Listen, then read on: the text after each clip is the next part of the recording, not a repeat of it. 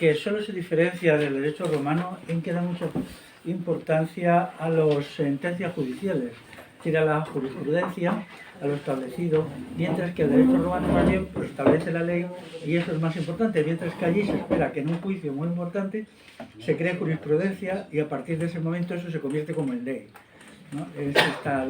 Quizás la diferencia más importante.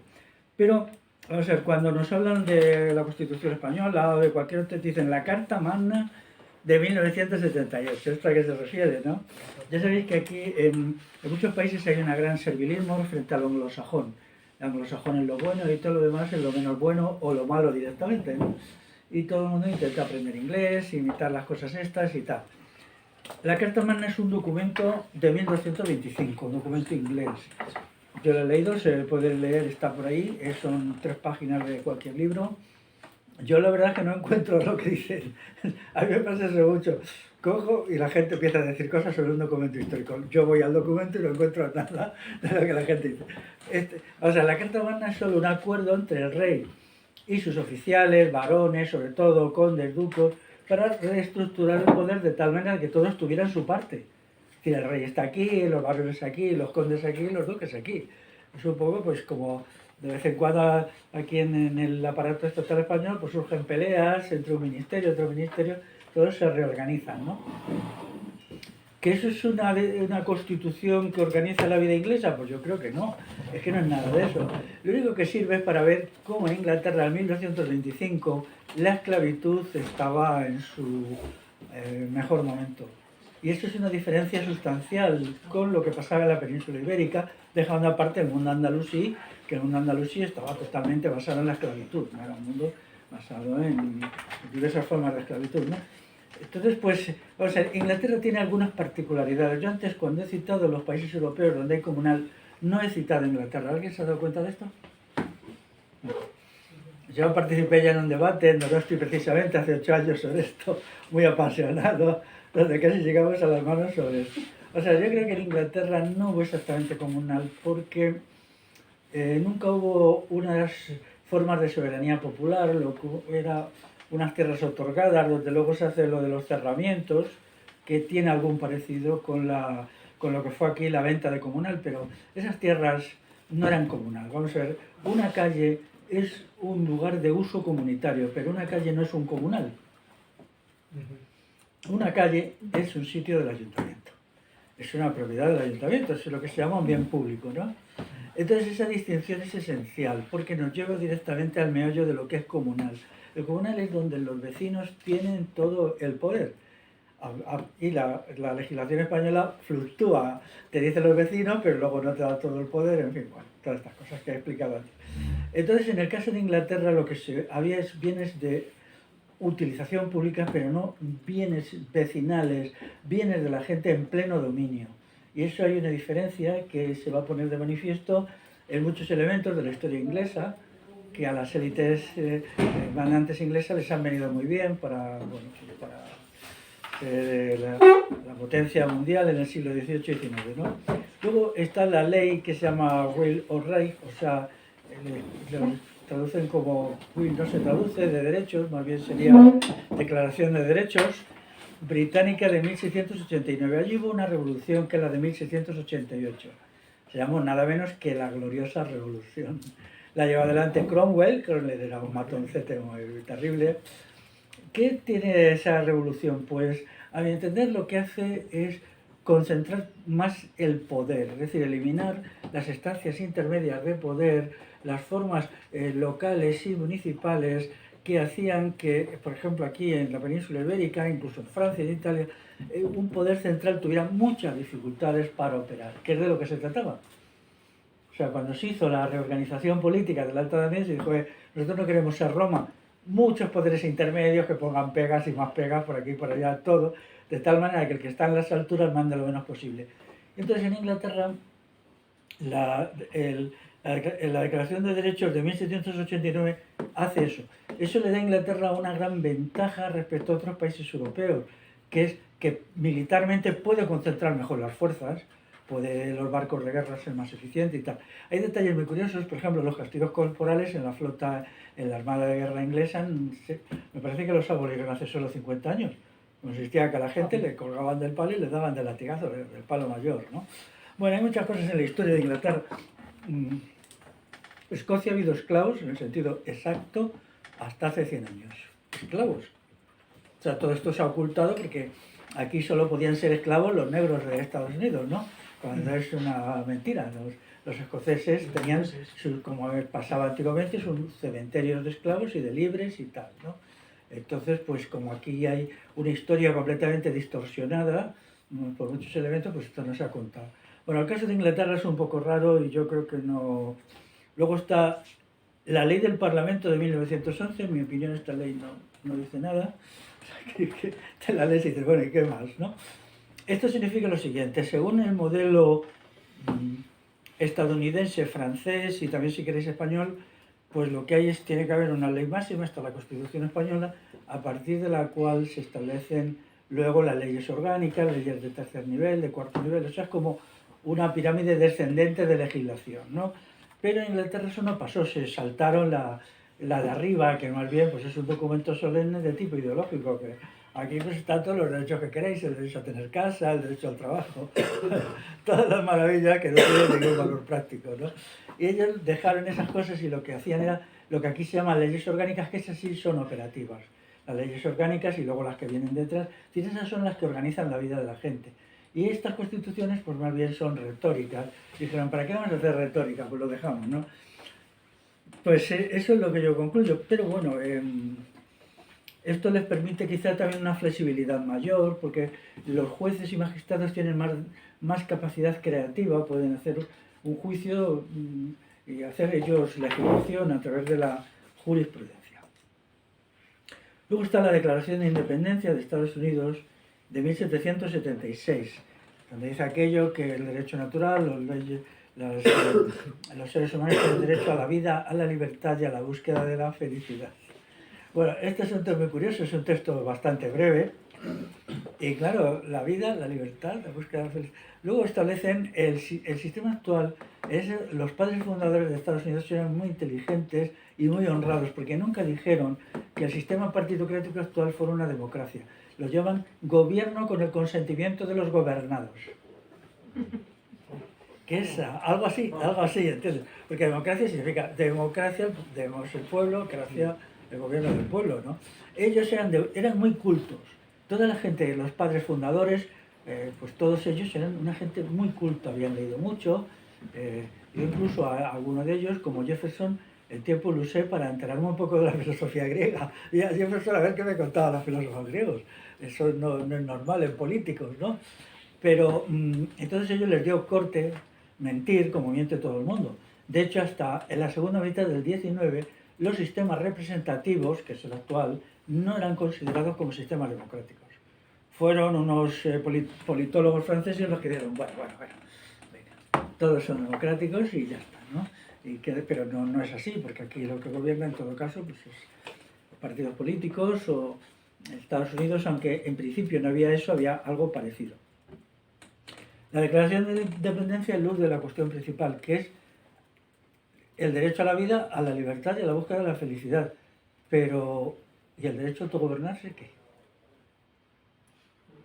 Claro, porque la libertad no puede ser algo que te lo otorgue el Estado, porque entonces el Estado es el propietario de la libertad, ¿no? Si yo vengo aquí con pan y doy pan a la gente, pues puede ser muy bueno, pero el pan es mío, yo se lo doy. La libertad es algo que se ejerce, por eso el sistema de democracia directa dice que la libertad se realiza a través de los procedimientos, ¿no? Y que nadie te puede dar la libertad no es un bien a dar, a donar o a vender, es algo que lo tienes o no lo tienes, y lo tienes y lo ejerces. Luego hay otra cuestión bastante funesta en la Declaración de Independencia, que es la búsqueda de la felicidad, que se interpretaba como la maximización de los recursos económicos. Esto va muy en contra, a pesar de que ellos eran muy partidarios de la virtud romana, la noción de virtud cívica. La búsqueda de la felicidad está en contradicción con la noción de virtud cívica y la noción de virtud personal. Y entonces también el descrédito del individuo, porque ¿dónde queda el individuo en todo este lío? ¿No? realmente eso es muy poco acorde con la cultura griega en la cual el individuo era central, ¿no? Incluso ellos que son tan finos y tan educados, pues al final meten la pata y hacen algo poco... He sido muy criticada. Aquí tengo... Dana Nelson es una autora actual, una mujer de los 50 años tendrá ahora así. Ella escribió un tratado sobre la democracia común en Estados Unidos que se llama La política de participación en los primeros Estados Unidos. Ella, aunque el libro luego tiene algunos fallos y decaimientos, pues explica que la Declaración de Independencia y luego la Constitución de 1787 fueron grandes retrocesos en la vida participativa y en la vida comunal en Estados Unidos, que en realidad fueron ya encarrilar a la gente hacia el sistema totalitario actual. Y lo explica. Bueno, un amigo argentino que se llama Vicente Costanza, me dijo, si no lo publicáis, si no os haces un prólogo, yo lo traduzco del inglés. Y nada, decimos, mi amigo Esteban Vidal y yo, un prólogo a esto, que es bastante largo, el prólogo explicando todas estas cuestiones. Para mí el prólogo es una de las mejores expresiones de lo que es la democracia directa. Esteban Vidal es muy bueno haciendo cosas, él lo hizo prácticamente, yo me limité a leer algunas cositas, ¿no? Y bueno, aquí veis, por ejemplo, cómo se construían comunitariamente las casas hacia los años 1810, ¿veis? ¿No? Los sistemas de ayuda mutua eran fundamentales. Entonces esto excluía una cuestión que es contraria a toda norma democrática y de libertad, que es la acumulación de riqueza en pocas manos. O sea, había allí bastante comunas, bastantes tierras, y cuando la gente quería hacer una casa, pues venían los vecinos, además venían gente, aquí hay por lo menos 100 personas, ¿no? Y se ayudaban unos a otros. Todo esto empezó a descender con la Declaración de Independencia y la Constitución. La Constitución luego introduce la enmienda número 2, que inicialmente no estaba, por la presión popular. La presión popular dice, no nos vamos a desarmar, no vamos a dejarnos las armas porque entonces ya estamos perdidos. Quiero decir que en esa idea de Estados Unidos de que el armamento general del pueblo es una precondición, influyó mucho la historia de las milicias concejiles, le voy a llamar hispanas en el sentido de la península ibérica. Ya sabéis que España no se puede traducir por España, España es península ibérica, España es un invento del siglo XIX, ¿no? Entonces, bueno, pues como esta gente era bastante culta, se leían algunos libros que había que yo no he conseguido encontrar, pero bueno, es un señor que se llamaba Francisco Martínez Marina, que es un historiador del final del 18 y del 19 que escribió sobre estas cosas. Y parece ser que algunos de sus libros los tradujeron al inglés y de ahí salió, ¿no? Entonces el modelo que aquí había, del que luego hablaremos, de las milicias concejiles y tal, pues es el que se usó, ¿no? Claro, esto ya ha quedado completamente obsoleto con la aparición de un ejército tan importante. Pero todavía, si tienes amigos yanquis, pues te dicen, el domingo voy a ir con mi familia a hacer tiro de fusil y de pistola. Entonces resulta raro, ¿no? Pero ellos cogen el coche y se van allí a disparar, ¿no? Es legal. Incluso a veces la gente va armada a las manifestaciones. Hay algunos vídeos muy impresionantes donde ves a lo mejor una manifestación de 1000 personas y 300, 400 van con armas largas, no digo solo con pistolas, con armas largas. Bueno, este asunto pues es decisivo porque el Poder Ejecutivo es violencia. Lo puede ejercer un cuerpo especializado o no. Si en un momento dado el Basarre condena a la horca a alguien, nadie se deja ahorcar fácilmente.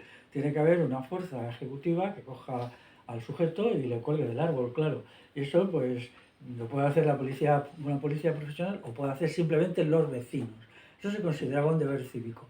En Roma ya, antes de la aparición de las legiones en el siglo I de nuestra era, todo el derecho a portar armas era universal.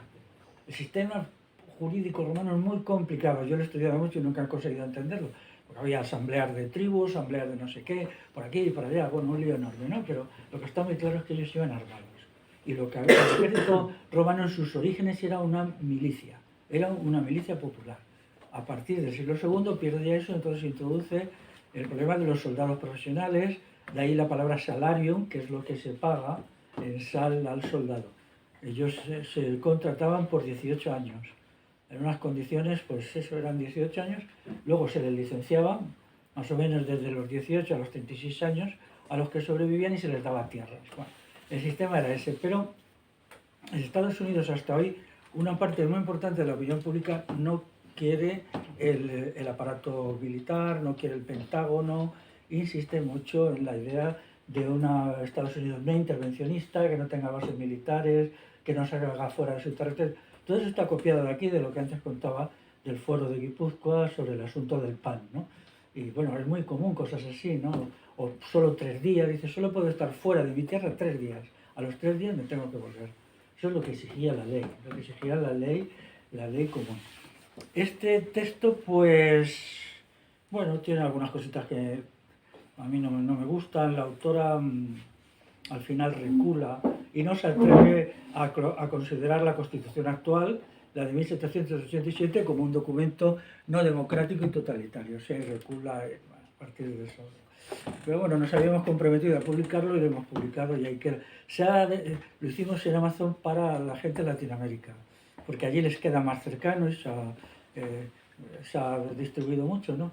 Pero bueno, las cosas que allí se hacían, por ejemplo, el trabajo comunitario era muy parecido a los de aquí, los sistemas de ayuda igual, la crianza en común de los niños, la idea de que la riqueza era mala. Fijaros, que luego se cambió todo eso en el siglo XIX. Al principio no era así. La idea de que todo el mundo tiene que tener propiedad, porque sin propiedad no puede haber libertad.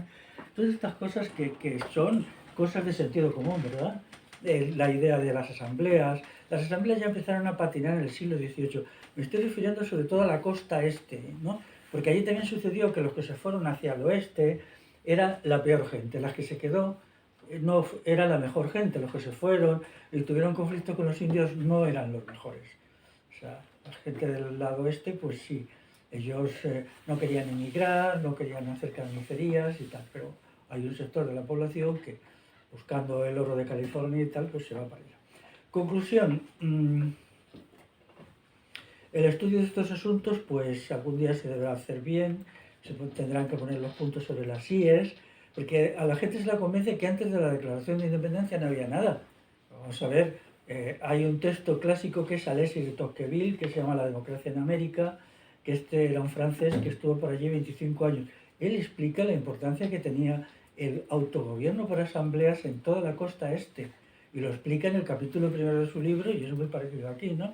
Los sistemas bueno, todo parecido aquí. Eso se mantuvo hasta que se empezó a erosionar ya en el siglo XVIII con la Declaración de Independencia. Estos documentos siempre meten así goles un poco bajo cuerda, ¿no?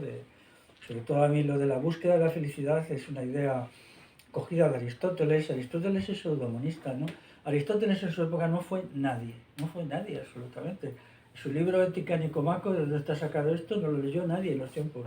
Es más, la mentalidad griega era muy contraria a la idea de felicidad, porque la idea de felicidad es una idea relajante, hedonista. No, allí la noción clave era la noción de deber cívico y lucha, que es lo que aparece en el famoso episodio del paso de las Termópilas, donde la gente, por deber cívico, vaya a sacrificarse. Ellos bien sabían que no podían parar a los persas, pero ellos fueron sabiendo que no iban a volver vivos, ¿no? Entonces era una idea muy diferente, ¿no? Uno se sacrifica por lo que ellos llamaban la patria, no en el sentido actual, la patria donde era la tierra donde yo había nacido, pero no incluían la noción de felicidad. Es más, el eudemonismo, que es la filosofía de la felicidad, era muy criticado. La filosofía cínica lo rechaza completamente, la filosofía estoica casi toda. O sea que aquí ya los padres fundadores pues no fueron lo consecuente que ellos creen que son con la cultura griega y romana, aunque luego hacían muchas estatuas, el Capitolio es una copia de los monumentos griegos y tal, pero era más teatro que otra cosa. Bueno, respecto a la historia de la legislación estatal en la península ibérica, pues la legislación estatal, antes he dicho, el ordenamiento de Cortes de Alcalá en Castilla es el origen, ¿no? Es la primera vez que el monarca se adjudica el poder legislativo, aunque no se lo admiten. Eso lo dices tú, ¿no? Es curioso, por ejemplo, que todavía en Alcalá de Henares existe el edificio donde se hizo esto, ¿eh? Yo he hecho un vídeo allí, que a los amigos digo, yo quiero hacer un vídeo sobre todo esto, pero con el edificio detrás. Yo he vivido mucho tiempo en Alcalá de Henares. Alcalá de Henares es patrimonio de la humanidad y he tenido familia. Y bueno, estaba deseando hacer un vídeo sobre eso. Tuve una oportunidad de explicar todas estas cosas allí, a 5 metros del edificio donde se hizo esto, ¿no? Bueno, es interesante lo de los foros de Aragón, que es muy parecido también al foro de Navarra. El foro de Aragón lo hace un señor que se llama, él firma el foro de Aragón en las Cortes de Huesca, se llama Vidal de Cañellas. Esto es impensable en el derecho consuetudinario, en el derecho común, ¿no? O sea, es imposible que haya un legislador. Eso es un acto de tiranía, de autocracia. ¿Cómo un señor va a hacer la ley? ¿No? Luego, por supuesto, se lleva a las Cortes de Huesca y se aprueba. Ese es el Foro de Aragón, o los Foros de Aragón, porque son dos. En la época de Aragón pues incluía casi toda Aragón actual, Cataluña y todavía una parte solo del País Valenciano, ¿no? Y hay también las Baleares, sí. Pero había muchos poderes, estas estructuras, entonces lo que se dijera en las Cortes de Huesca no era resolutivo, no todavía era una ley única. Nosotros estamos acostumbrados a que haya una ley única, la de la Constitución y las leyes derivadas. Eso antes no sucedía en ningún lado. Había una multiplicidad de leyes, te podías agarrar casi a lo que quisieras, ¿no? Y había muchos sistemas, entonces los individuos pues vivían en un régimen de pluralidad. Aquí podía haber una ley, te ibas al pueblo del lado y había otra. Entonces pues se podía ir de allá para acá y buscar lo que más se adecuara, ¿no? Mientras que ahora pues hay una uniformidad total. Las facultades legislativas del ayuntamiento son mínimas, pero mínimas, mínimas. En realidad el ayuntamiento no legisla nada, lo único que es un organismo administrativo que administra un poco las leyes que le van llegando y los impuestos municipales y tal, ¿no? Sin embargo, hay cosas muy bonitas. A mí me gustó mucho con Galicia, cuando el conflicto con Napoleón, como toda la documentación que llama a los gallegos a resistir la invasión de Napoleón en 1808, a aportar dinero y tal, se realizan en nombre del Reino de Galicia, sin rey. Porque el reino no significa exactamente... O sea, no es que hay que entender las cosas como se pensaba. El reino, si alguien le hubiera puesto república, había funcionado. Pero cuando lo lees todo, por ejemplo, requisa de caballos, el papel nunca fue firmado por el nombre del Reino de Galicia, pero ni el rey de España ni nada de eso. Eran ellos los que hacían eso. Y lo hacían con plena conciencia, ¿no?, de su soberanía y tal. Y cuando se llegó, ya se impulsó Napoleón al límite de Galicia, el ejército de Galicia obviamente no pasó de allí, porque ir un paso más allá sería un acto de conquista. ¿Entendéis la mentalidad de la época? Que les tenían, bueno, parece ser que para los franceses fue una pesadilla. Solo estuvieron 5 meses en Galicia, fue algo terrorífico. No se sabe por cartas de oficiales que escribían, ¿no?, la cantidad de bajas, el rechazo absoluto de la población, bueno, algo en Navarra también, en Navarra era tremendo, ¿no?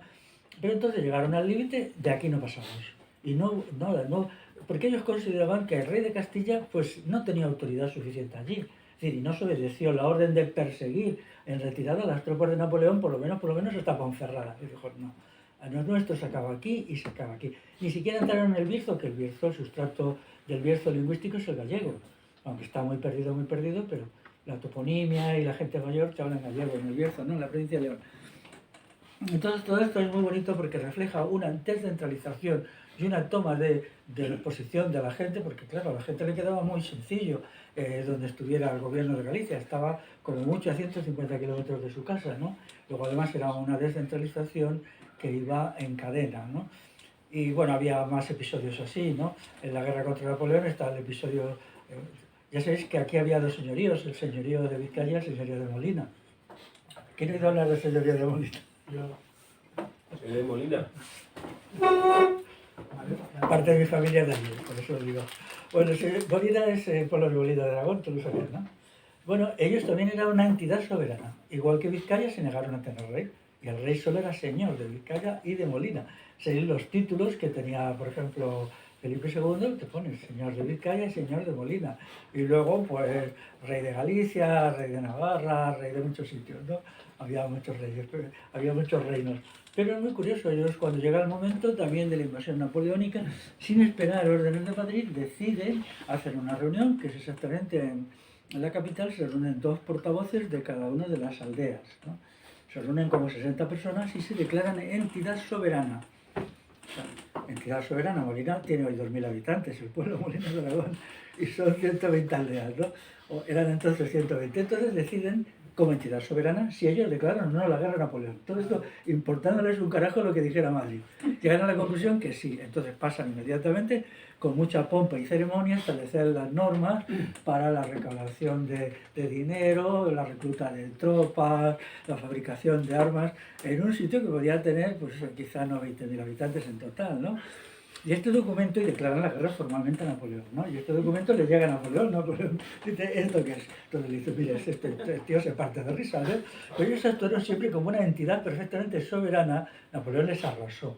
O sea, murió el 90% de la población, porque claro, Napoleón quiso dar un escarmiento a aquello, ¿no? Y Napoleón vio que, claro, pero era muy interesante hasta qué punto el poder de los reyes era muy, muy limitado, ¿no? Porque allí no esperaron, por ejemplo, la Junta de Asturias hizo lo mismo, ellos declararon la guerra a Napoleón sin esperar órdenes de Madrid. Y por aquí más o menos lo mismo, porque aquí el desapego respecto a los reyes de Castilla era más o menos mayor, ¿no? Estas son sociedades donde reina la libertad, donde no hay un poder único que te obliga a hacer algo. Ese poder tenía que pasar por filtros. Si a Molina llegaba una orden del rey de Castilla, un momento, esta orden nos parece muy rara, convocamos las Cortes de Molina. Todas las Cortes se reunían, debatían el asunto, decidían si lo obedecían o no lo obedecían. Conclusión, que la gente se sentía muy protegida, porque eso es una comarca y todos se conocían, pero eso es una comarca muy pequeña. Pero nadie ha explicado por qué no admitieron un rey, igual que Enrique, porque se considera que los reyes eran los tiranos. Augusto era el rey. ¿Cómo podían ellos querer tener un sujeto como Augusto? Pero eso demuestra que tenían una cultura histórica que hoy la gente no tiene. Hoy le preguntas a mucha gente quién era César, no saben. Pero ellos no sabían. No queremos que se repita la historia desde la República Romana, se absorbida por unos tiranos, que eran César primero, que le matan, y luego todos los demás que van viniendo, ¿no? Entonces eso estaba en el corazón de la gente, porque poco leída, porque para la época a lo mejor en todo Molina que escribieran, si quieren leer y escribir, podría haber 100 personas, el resto de la gente pues no escribía ni sabía leer, ¿no? Pero siempre tenían un escribano que leía en alto toda la documentación, es decir, todo lo que se iba haciendo, él tomaba nota y luego la leía para que los allí presentes dieran su conformidad y firmaran. Y todo hecho con una solemnidad curiosa. Bueno, esto es el tipo de sociedad que se tiene que construir, una sociedad descentralizada en la cual nadie puede subirse a lo alto de la pirámide social y dictar desde allí órdenes locas o un enfermo mental, como era, por ejemplo, Calígula. Calígula realmente simplemente era un enfermo.